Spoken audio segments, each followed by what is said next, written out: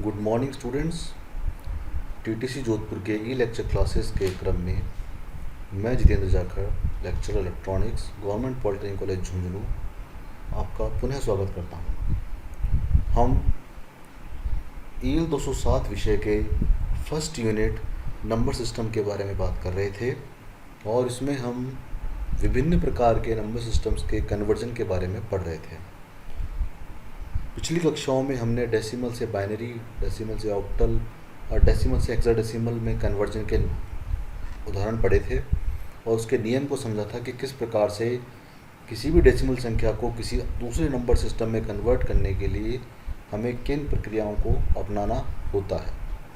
आज हम उसके विपरीत वाइस वर्सा वाली कंडीशन पढ़ेंगे कि अगर आपको बाइनरी संख्या दी गई है तो उसका डेसिमल कन्वर्जन कैसे होगा, ऑक्टल का डेसिमल कन्वर्जन किस प्रकार से किया जाता है तथा हेक्साडेसिमल संख्या का डेसिमल कन्वर्जन किस प्रकार से किया जाता है। सर्वप्रथम हम बात करेंगे बाइनरी से डेसिमल कन्वर्जन के बारे में। हम इसके लिए एक उदाहरण लेके चलते हैं। उदाहरण के तौर पे हमने एक बाइनरी संख्या ली है 101111.1101।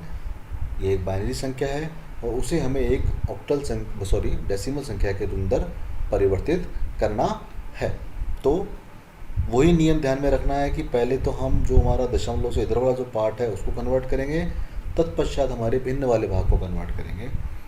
कन्वर्जन का जो नियम है यहाँ पर जो फॉलो होता है वह ये रहता है कि अपने को प्रत्येक डिजिट को, बाइनरी की प्रत्येक डिजिट को उसके स्थानीय मान से गुणा करना होता है और जब वो सारे उत्तर हमें मिल जाएंगे, सारे स्थानीय मान के गुणक होने के पश्चात हमें जो संख्याएं मिलती हैं हम उन सब का योग करते हैं और वह जो योग होता है वह ही हमारा डेसिमल रूपांतरण कहलाता है। स्थानीय मान क्या होता है, जैसा कि हम शुरू से पढ़ते आ रहे हैं स्कूल सिस्टम में, जब हम पढ़ते आए हैं इकाई का अंक, दहाई का अंक, सैकड़ा का अंक। तो ये इकाई, दहाई, सैकड़ा क्या होते हैं, प्रत्येक डिजिट का स्थानीय मान होता है। वो डेसिमल संख्या थी तो वहाँ पे हम 10 की पावर 0 के हिसाब से बात करते हैं। 10 की पावर 0 यानी 1, 10 की पावर 1 यानी 10, तो दहाई का हो गया। 10 की पावर 2 यानी 100, सैकड़ा का हो गया। इस प्रकार से हम आगे से आगे उसके स्थानीय मान या पोजीशन वेट को निकालते हैं। उसी प्रकार जब भी किसी दूसरे नंबर सिस्टम के अंदर बात करेंगे तो हम उसके प्रत्येक संख्या के स्थानीय मान को निकालते हैं। अब स्थानीय मान कैसे निकाला जाता है? स्थानीय मान जो है वह निर्भर करता है उसके बेस या आधार पे। तो चूंकि अब हम यहाँ बाइनरी नंबर का एग्जांपल लेके चल रहे हैं, उदाहरण लेके चल रहे हैं, तो बाइनरी का आधार जैसे कि हमें पता है 2 होता है, तो वो जो 2 हमारा है उसके आधार पे हमारे स्थानीय मान निकाले जाएंगे। अब चूंकि हम इंटीजर भाग की बात कर रहे हैं, पहली जो हमारी संख्या होती है उसका जो स्थानीय मान जो हमेशा होता है वो पावर 0 में होता है। उसके पश्चात power 1, power 2, power 3, power 4, power 5 इस प्रकार से बढ़ता जाता है। तो चूंकि पहली संख्या है पावर 0 होगा और चूंकि ये बाइनरी है तो उसका बेस क्या है हमारा 2 है, तो 2 की पावर 0 हमारा इसका क्या हो गया, स्थानीय मान कहलाता है। और इस स्थानीय मान को हम इस संख्या से गुणा कर देते हैं। तो चूंकि ये बाइनरी है 2 की पावर 0 बराबर 1 गुणा 1 बराबर 1। फिर दूसरी संख्या आ गई तो यहाँ स्थानीय मान क्या होगा, 2 की पावर 1। 2 की पावर 1 हमारा 2 होता है, संख्या का मान 1 है तो 2 आंसर आ गया। अगली संख्या हमारी आ गई 2 की पावर 2 बराबर 4। 4 को 1 से गुणा किया 4 आ गया। फिर 2 की पावर 3 यानी हमारा 8 होता है, 8 को 1 से गुणा किया तो 8 आ गया। फिर 2 की पावर 4 हमारा 16 होता है, 16 को हम 0 से गुणा कर रहे हैं, संख्या का मान कितना है 0 है, तो 16 गुणा 0 हमारा 0 आ गया। और 2 की पावर 5 यानी 32 को हमने 1 से गुणा किया तो 32 आ गया। और अंत में हम इन सब का क्या करेंगे, योग कर देंगे।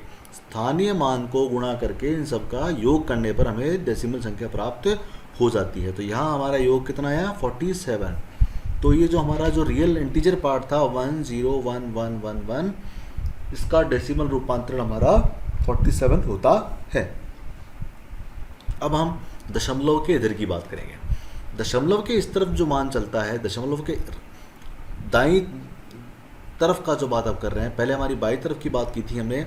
बाई तरफ की संख्याओं का जो मान होता है वह 2 की पावर 0 से प्रारंभ होता है और बढ़ते हुए क्रम में चलता है।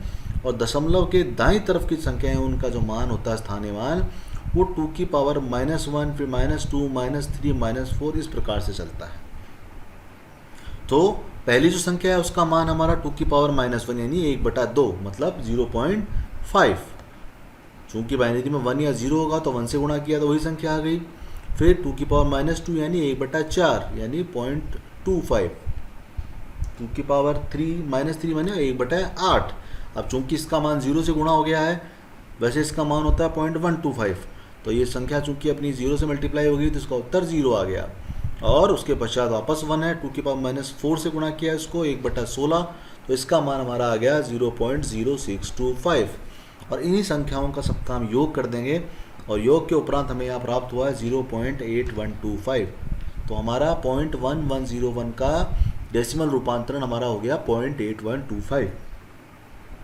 अंत में हमें इस प्रकार से उत्तर लिखना है, जोड़ के लिख देंगे। हमने पहले जो उसका निकाला था 101111 का 47 आ गया था हमारा, 0.1101 का हमारा 8125 आया। तो इस प्रकार से उसे ब्रैकेट में दर्शा के आपको उसका बेस आधार हमने डेसिमल में कन्वर्ट किया है, तो आप 10 अवश्य नीचे लिखेंगे। यह प्रक्रिया हमें हमेशा जब भी एग्ज़ाम में आपसे कुछ प्रश्न पूछा जाएगा तो यह ज़रूर लेके चलनी है। स्थानीय मान का कंसेप्ट फिर समझ लेते हैं कि बाइनरी संख्या थी तो स्थानीय मान जो है वो 2 की पावर में निकलता है। दशमलव से जब बाई तरफ आप निकलते हो इंटीजर की तरफ तो 2 की पावर 0 1 2 3 इस प्रकार से बढ़ता है, और दाईं तरफ 2 की पावर -1 -2 -3 इस प्रकार से इसका मान होता है स्थानीय मान का। अब हम बात करेंगे ऑक्टल संख्या का डेसिमल में रूपांतरण, ऑक्टल टू डेसिमल कन्वर्जन। इसके लिए हम उदाहरण लेके चलते हैं 237.34। यह एक ऑक्टल संख्या है और इसे हमें डेसिमल में परिवर्तित करना है। नियम हमारा सेम वही रहेगा। सर्वप्रथम हम जो हमारा रियल पार्ट है इंटीजर वाला 237 उसको रूपांतरित करेंगे, उसके पश्चात हम 0.34 को कन्वर्ट करेंगे। पहले 237 की बात करें। अब चूंकि यह एक हमारी ऑक्टल संख्या थी तो स्थानीय मान का नियम जैसा कि मैंने आपको बताया कि जो भी हमारा बेस होता है उसकी पावर के आधार पे हमारा स्थानीय मान निकाला जाता है। तो 8 की पावर चलेगी यहाँ पर, और इसमें क्या नियम है कि दशमलव से बाईं तरफ हमारी जो पहली संख्या होगी वो 8 की पावर 0 होगी, उसके पश्चात 8 की पावर 1, 8 की पावर 2 इस प्रकार से आगे बढ़ते जाएंगे। तो पहली संख्या 8 की पावर 0 1 होता है तो 1 को 7 से मल्टीप्लाई कर दिया तो 7 आ गया हमारा। फिर 8 की पावर 1 8 होता है, 8 को 3 से मल्टीप्लाई किया तो 24 आ गया। 8 की पावर 2 हमारा 64 होता है, और 64 को फिर हमने 2 से मल्टीप्लाई किया तो 128 आ गया। और उसके पश्चात जब ये सारे गुणा हमारे आ जाते हैं उन सब का हम योग कर देते हैं, और योग हमारा यहाँ पे आया है 159। तो 237 जो ऑक्टल संख्या है उसका हमारा डेसिमल रूपांतरण हो गया 159। अब हम दशमलव के दाईं साइड में यानी हमारे फ्रैक्शन वाला भाग है, जो भिन्न वाला भाग है, उसकी बात करें। वहाँ भी सेम वही नियम है। पहली जो संख्या दशमलव के पश्चात आएगी उसका स्थानीय मान -1, इसका मतलब ऑक्टल है तो 8 की पावर -1, और उसके पश्चात वाली 8 की पावर -2, और इसी प्रकार से अगर आपकी संख्याएं आगे हैं तो 8 की पावर -3, 8 की पावर -4 इस प्रकार से संख्याओं का आपका स्थानीय मान होता है। उस स्थानीय मान को संख्या से आपसे गुणा करना है। तो पहली संख्या हमारी 3 थी, इसको हमने इसके स्थानीय मान 8 की पावर -1 से गुणा किया, इसका मतलब 3/8 जो कि हमारा होता है 0.3750। और 4 हमारा दूसरी संख्या थी तो 8 की पावर -2, इसका मतलब 4/64, इसका मान हमारा आया 0.0625। और फिर वही नियम हमारा, जो हमने स्थानीय मान से गुणा करने के पश्चात जो संख्याएं हमें मिलती हैं उनका हमें योग करना पड़ता है। तो योग इनका हमारा आया 0.4375। तो अंत में हमें उत्तर वही कंबाइन करके लिखना है। 237 का आया था हमारा 159, और 0.34 का हमारा आया है यहाँ पर 0.4375। तो 0.34 का यह आ गया। तो कंबाइन हमारा आंसर इस प्रकार से लिख के आपको लिखना होगा परीक्षा के अंदर। इसके उपरांत जो तीसरा कन्वर्जन हमारा है वो है हेक्साडेसिमल से डेसिमल का कन्वर्जन।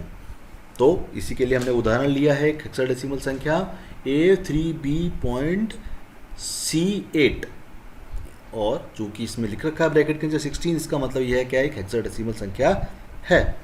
हेक्साडेसिमल संख्या के अंदर आपको ये थोड़ा सा एक फ़ायदा रहता है कि यहाँ पर ABCD का प्रयोग होता है। ए से लेकर एफ तक की संख्या है, तो आप अलग से भी पहचान सकते हो कि यह एक हेक्साडेसिमल संख्या होती है। एक बात और ध्यान में रखिएगा, कई बार ये 16 ना लिख के उसके आगे कैपिटल एच लिख दिया जाता है। तो कैपिटल एच का अभिप्राय भी क्या है कि ये जो दी गई संख्या है ये एक हेक्साडेसिमल संख्या है, तो इसे हमें डेसिमल में रूपांतरित करना है। नियम वही सेम नियम चलेगा यहाँ पर भी कि A3B जो हमारा है पहले इसका रूपांतरण करेंगे और पॉइंट C8 का रूपांतरण उसके पश्चात करेंगे।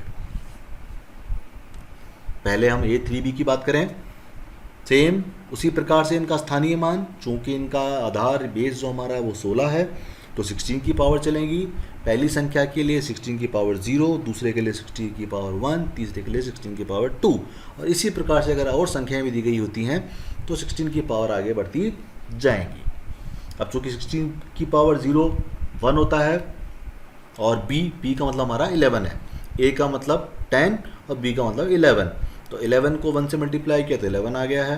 3 को फिर हमने 16 की पावर 1 यानी 16 से मल्टीप्लाई किया तो 48 आ गया, और A यानी 10 को फिर हमने 16 की पावर 2 यानी 256 से मल्टीप्लाई किया तो 2560 आ गया, और अंत में इन सबका योग आया 2619।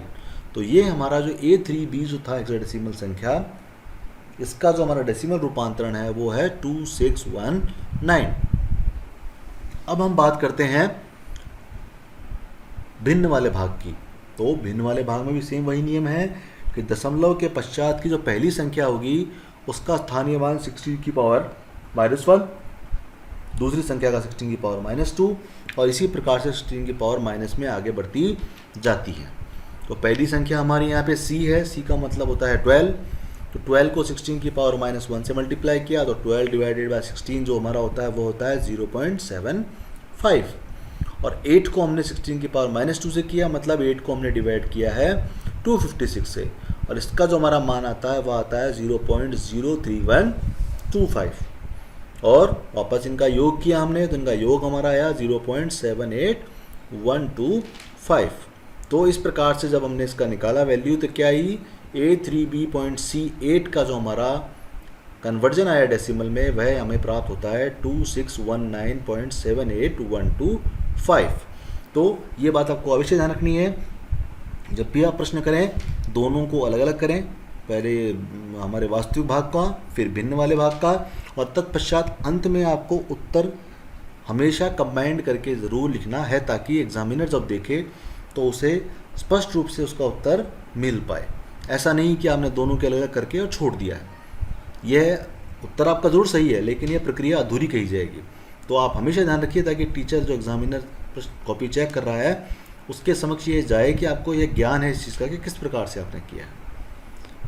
स्टेप्स के ही ज़्यादा महत्वपूर्ण बिंदु रहते हैं इसके अंदर, आप स्टेप बाय स्टेप करेंगे तभी टीचर जान पाएगा कि हाँ ये सचमुच छात्र को इसके बारे में ज्ञान है या नहीं है। अब जनरलाइज जो हमने पिछली बार भी बात की थी कन्वर्जन की, जनरलाइज स्टेटमेंट जो हमारा इसमें हम लेके समझें कि किसी भी नंबर सिस्टम को जब आप डेसिमल में कन्वर्ट करते हो तो क्या नियम आ गए, हमने हालांकि तीनों प्रश्न में समझ लिया उनको, उन्हीं बिंदुओं को दोबारा एक बार रिवाइज कर लेते हैं कि संख्या के वास्तविक तथा भिन्न भाग को अलग अलग परिवर्तित किया जाता है, ये हमने देख लिया अलग अलग करना होता है, और करते कैसे हैं, वास्तविक तथा भिन्न भाग की प्रत्येक संख्या को उसके स्थानीय मान से गुणा कर उन सब का योग करते हैं, कि हर संख्या को उसके पर्टिकुलर जो हमारा उसका स्थानीय मान या उसको इंग्लिश में हम पोजीशन वेट कहते हैं उससे गुणा करने के पश्चात उन सब का योग किया जाता है, और वह योग करने के पश्चात जो संख्या हमें प्राप्त होती है वह डेसिमल रूपांतरण होता है। और स्थानीय मान उसके आधार की पावर होती है। कैसे, हमने एक उदाहरण यहाँ पे लिया कि 2, 3, 4 एक ऑक्टल संख्या है, उसमें हमने 3 का स्थानीय मान देखा, तो चूँकि 4 का 8 की पावर 0 है, पहली संख्या का मैंने बताया आपको पावर 0 होती है, उसके पश्चात 8 की पावर 1 होती है, तो 3 का यहाँ आ गया 8 की पावर 1। इसी प्रकार से अगर 2 की लेके चलोगे तो 8 की पावर 2। इस प्रकार से ही इसका स्थानीय मान आप किसी भी संख्या में लेके चल सकते हो। उदाहरण पे मैंने ऑक्टल लिया है, बाइनरी के संदर्भ में लेके चलोगे तो 2 की पावर चलेगी, और हेक्साडेसिमल के संदर्भ में जब बात करोगे तो 16 की पावर चलेगी। इस प्रकार से आप इनके कन्वर्जन आसानी से कर सकते हो।